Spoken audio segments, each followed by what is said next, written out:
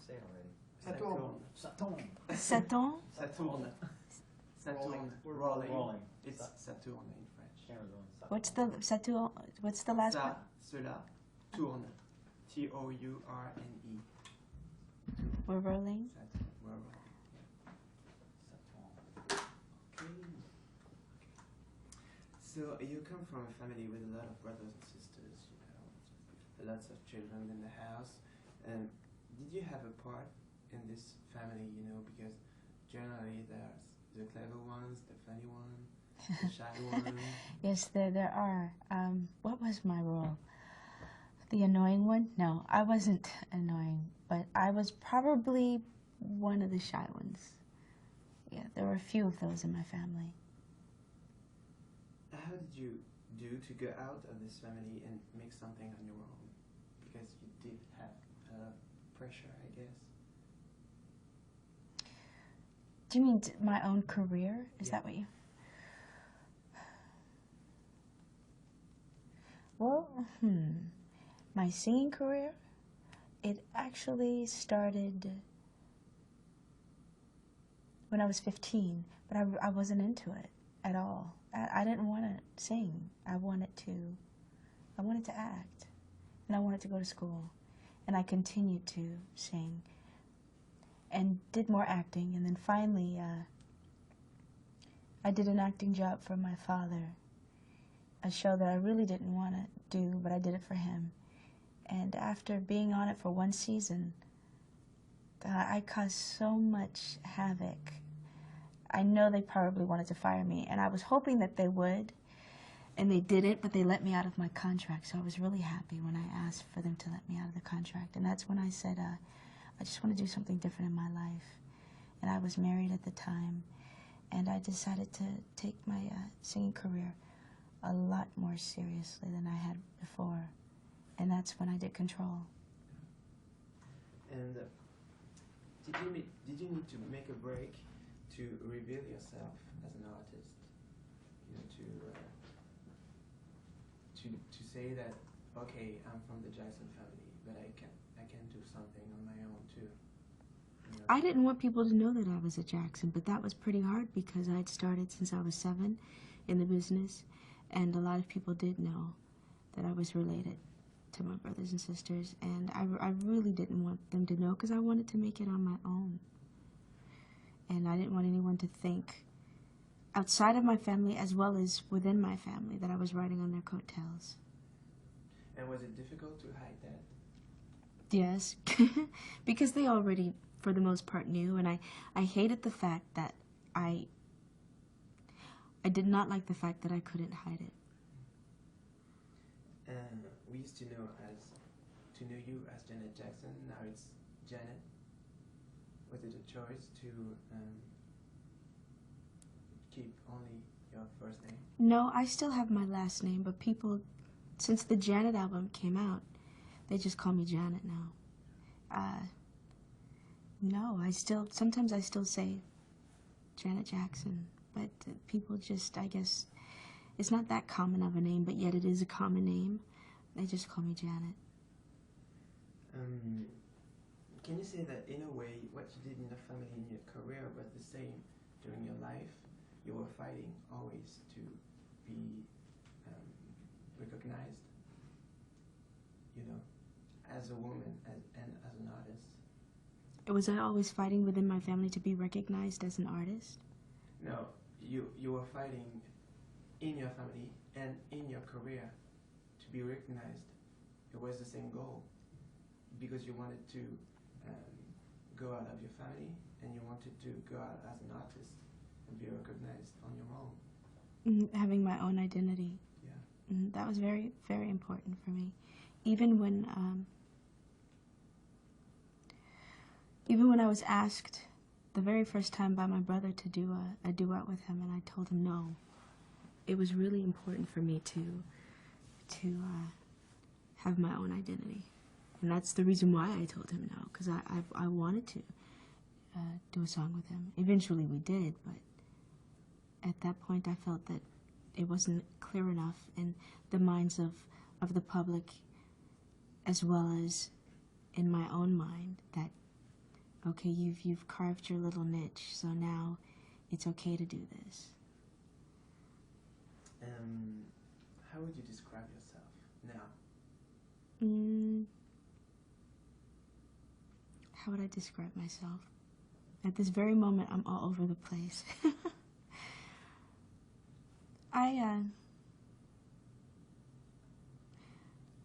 Just someone who's having fun right now at the moment.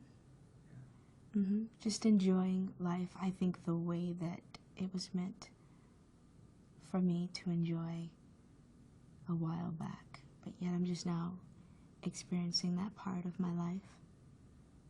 Because I asked the same question to Jimmy Jam. Yes, and what did he say? You interviewed Jimmy? Yeah, I saw him the day before yesterday. And what did he say? He said you were the nicest person ever. He did? That's so sweet. I said, yeah, 2 hours ago. And he said, I asked him one word to describe you. And he said, kindness and genuine. Kindness and genuine? That's so sweet. And you know what's really funny? When I hear those words, it makes me think of him. And that's the honest truth. He is one of the nicest guys that if not the nicest, one of the nicest that I have in my life. You began singing as you were only 7. And in a way we can say you had no childhood, or most difficultly, no childhood. Right. And now it seems easier. It seems that you're living your life the opposite way of everyone else. In my family? Or no, what do you mean? In general, because all the girls, in general, at between maybe 10 and 25, they enjoy, they have fun, etc. And afterwards they work. You worked when you were a child, and now you're enjoying. Yes. So it's quite the opposite. Yeah, it pretty much is the opposite. I'm just trying to catch up on the things that I missed out on, and I'm doing a pretty good job thus far. At least I think so. I can confirm that. You said your last album, All For You, is very, very mature, and it's like a reborn. What's so different from the Velvet Rope and the All For You album? Velvet Rope, I was learning a lot about myself, going through a great deal in my life, and that's when I had gone through depression. With this album, it's just like a whole rebirth for myself, because I'm experiencing a lot of the things that I hadn't before, which I hadn't experienced these things with Velvet Rope. So it's still discovering a lot about me, still learning and figuring out who I am. And it's nice. I'm really enjoying it. I really am. It has its days where it can get a little bit tough here or there, but for the most part, I really am. Do you think your childhood conditioned all your life? Personally. Do I think my childhood had a major effect on my life as an adult? Definitely. I think it does with everyone. And that's really important. I mean, what your parents instill in you, what you're surrounded by.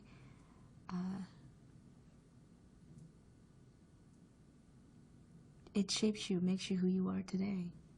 And as an adult, whether that's good or bad, as an adult, it's up to you to change that if you choose to. But it definitely has made me the person that I am.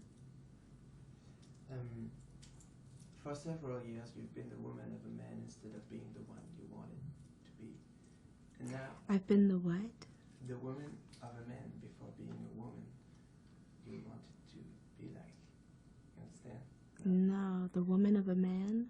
Yeah, because you were married, and maybe you did the things as you wanted you to do.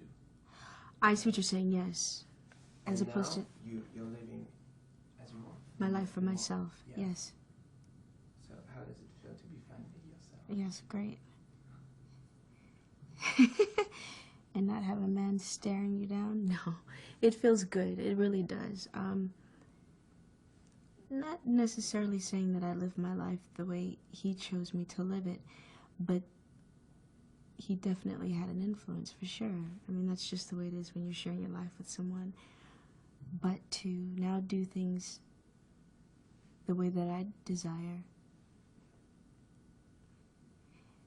it's kind of frightening to me because I feel that, and I don't know if I'm right, but I feel that you could easily get into this space, this place of being selfish, because you're so used to everything going as you want it to go, because you're not sharing it with anyone. So then when you finally do, I sit and I sometimes wonder, what's going to happen then? Am I not going to want to do this? Is it going to be difficult for me? But that's if it happens. I don't know. I'm not so sure it's going to happen again. And do you think professionally, maybe personally too, is it going easier or more difficult for you? Is what becoming more difficult or easier for me? Your life, your career. Because it can be easier because now you're recognized, now you're a star, it's done. But it can be more difficult because you have always something to prove. I think it becomes more difficult. I think it definitely becomes more difficult. Your life, your career, as you get older, I don't think life gets any easier the older you get. Because you can think that's, all right, now it's done, it's accomplished. Your career and your life, you're now doing well. No, there's a lot more that I want to do career-wise, and I feel like I have a lot of life left within me, so I think it gets harder as you get older. What makes it also harder career-wise is that you've done so much. What is there really left that you truly, not that there isn't anything else that I desire to do, but how do you take the same thing that you've done so many times and do it where it's still fun and interesting for you and appealing for you, and not for it to be mundane? And how do you deal with all the things that's around you? The fans, the audience. It must be very difficult to be staring at always when you walk across the street or, I get embarrassed. I really do get embarrassed. The other night, I went out with some friends, and a guy at another table bought me a drink, and that was just I get like that. It's just embarrassing for me, and I had to say thank you, and then he embarrassed me even more. We won't go into that, but it's embarrassing. I get embarrassed when people stare at me, and then I sit and I think, well, I know your mom taught you, or your parents taught you some manners. You're not supposed to stare at people. Is what's going through my head. Stop staring. I don't like when it's crazy as it sounds because of the business that I'm in. And always being on television or live performances, all eyes are on you, and it's the one thing that really embarrasses me, for eyes to. But what makes it different for me when I'm on stage is that I'm constantly moving and I'm doing something that I'm enjoying, as opposed to just sitting there and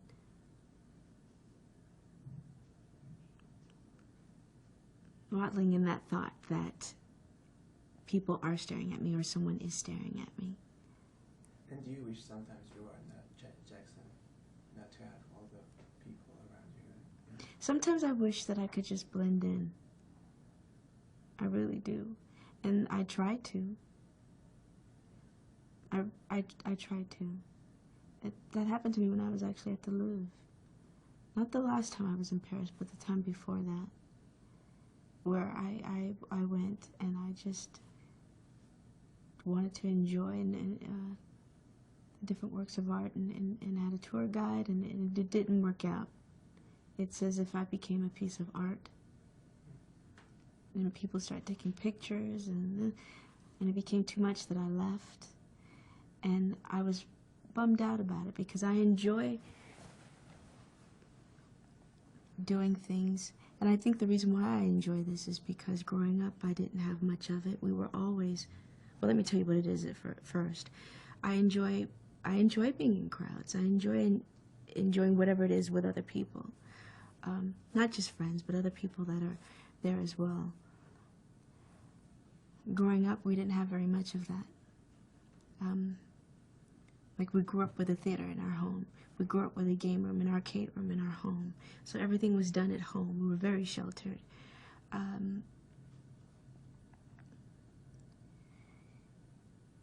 So to finally, it's like you always want something that you don't have. So to be able to go out and go to a restaurant and eat dinner with everyone else, that's fun for me, as opposed to going shopping and they close them all down for you, or they'll close the store down and it's only you or you and your friends. It's not as fun to me. And how do you manage to keep your feet on the ground? How do you manage to stay grounded with all that? My friends, and I think my family, they do a pretty good job of it. They keep me in line, and I think that's important, that you have people around you that aren't constantly telling you yes because they're fearful that for whatever reason they're not going to be your friend. That's not for whatever reason it is, that's just not a true friend to me. For someone to call you out when they think that you're doing something that's not cool. Those are real friends, and those are the friends that I want in my life. Those are the friends I have. And do you have long-time friends? Friends you have Since childhood? Yeah. Mm-hmm. A few.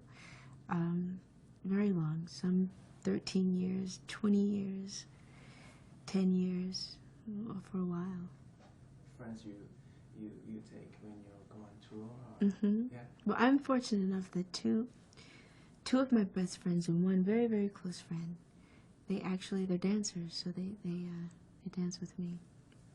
But my friends will come out and spend time with me on tour. And I think that's very important because it gets very lonely touring. I know that you take all the decisions. It's been 15 years now you've been working with Terry Jam and Terry Lewis. Terry Jam and Jimmy Lewis. Why does it work with them? How does it work? Why does it work?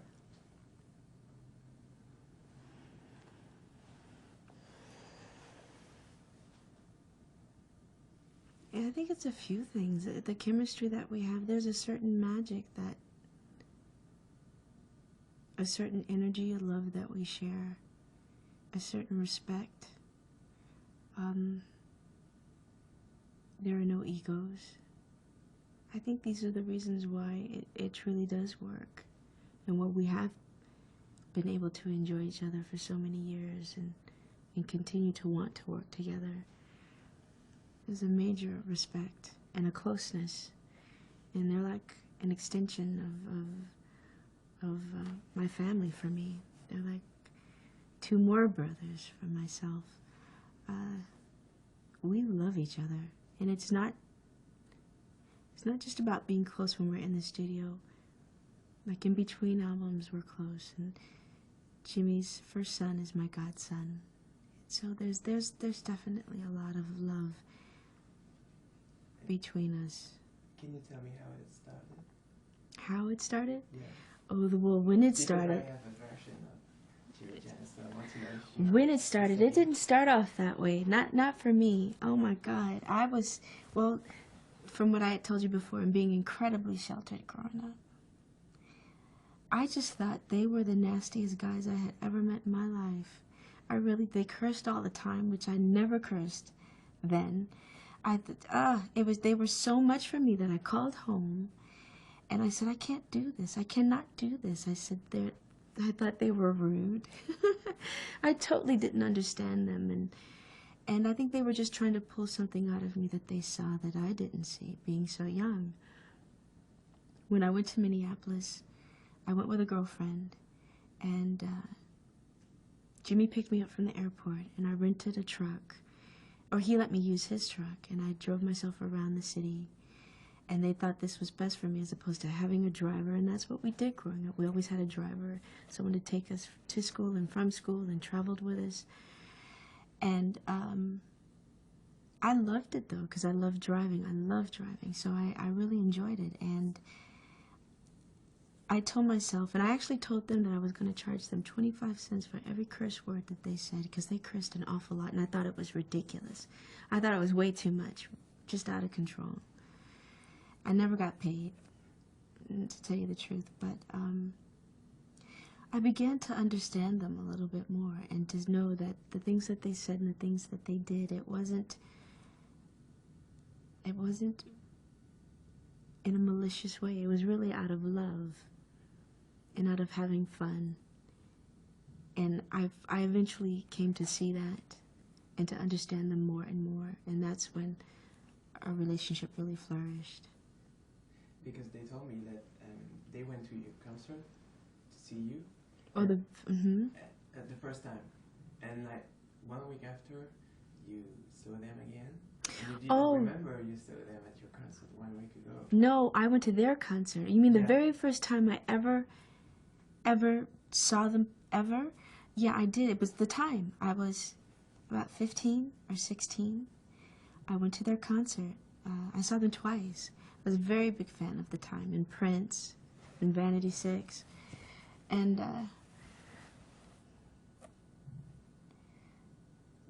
yeah, the second time we met, it was actually at an award show, and I didn't remember meeting them.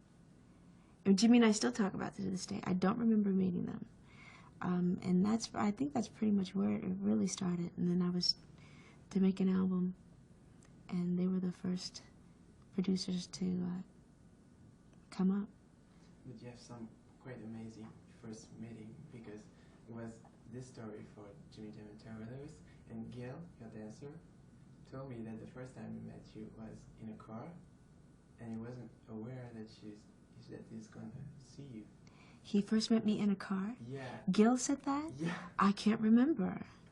What did he tell you? You don't remember? No. I thought the first time I met Gil was at the auditions for the Velvet Rope tour, but I guess not. Yeah, but before a car went to pick him up, and you were in that car, I don't know why. And he was so surprised because he wasn't expecting at all you were. Oh, that's funny. No, I don't even remember that. Oh, that's horrible. I don't remember that. I have to ask him about that.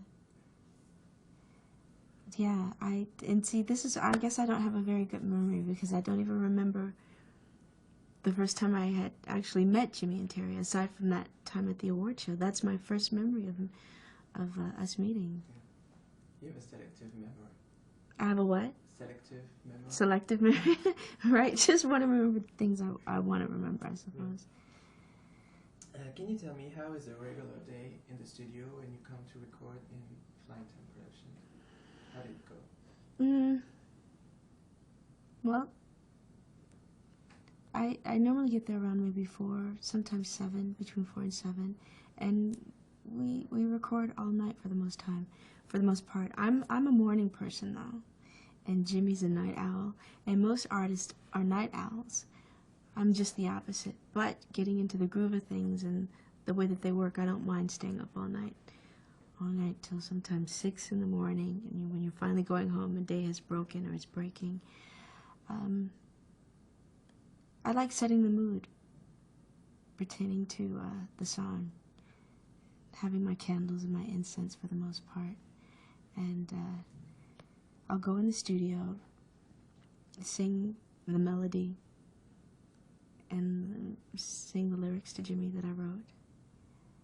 Because you told me that when you were arriving, you were talking and joking for 2 hours, and then afterwards you were working. You are kidding. No, that's Jimmy, because Jimmy enjoys talking. I don't talk for 2 hours before I start working. That's what he told you? More or less.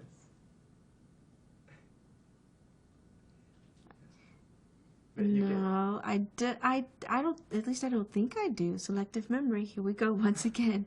I don't think I do. I mean, there have been some times when I've come in and something's been heavily on my mind, and we do sit and talk. But I like getting actually right to it.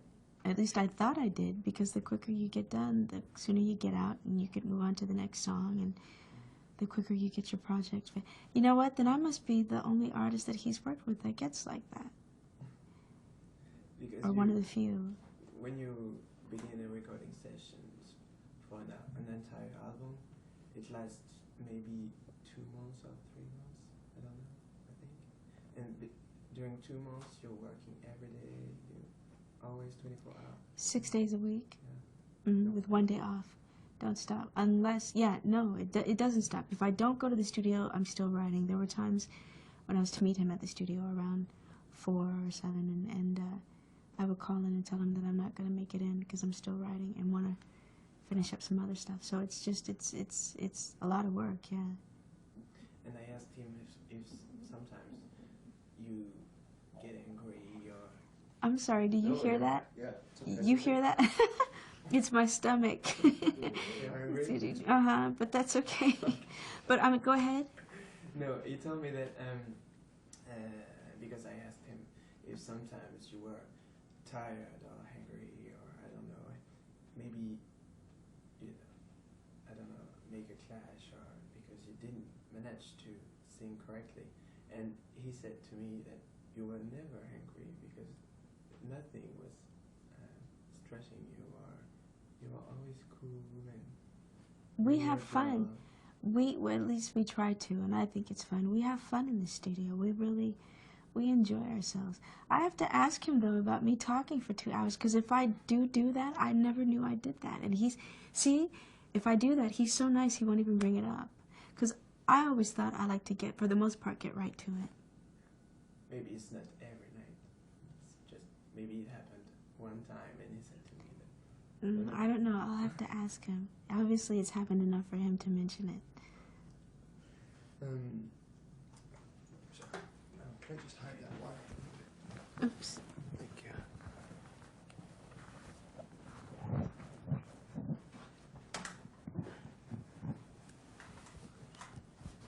Now, can you tell me about the baby making songs?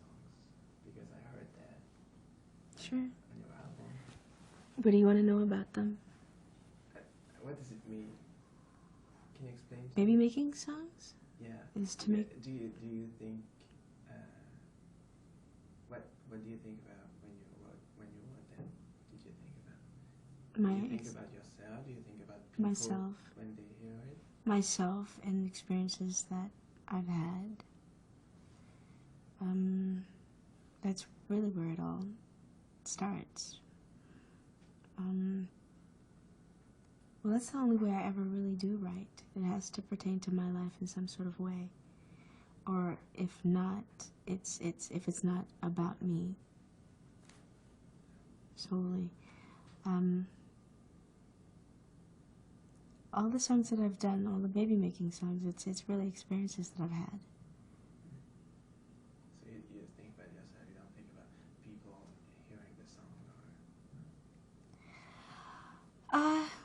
I think after you record it, after I've recorded them, I've thought about people hearing the song and wondering if they'll like it or how it will move them, and hoping that it will move them in the same way that it moves me.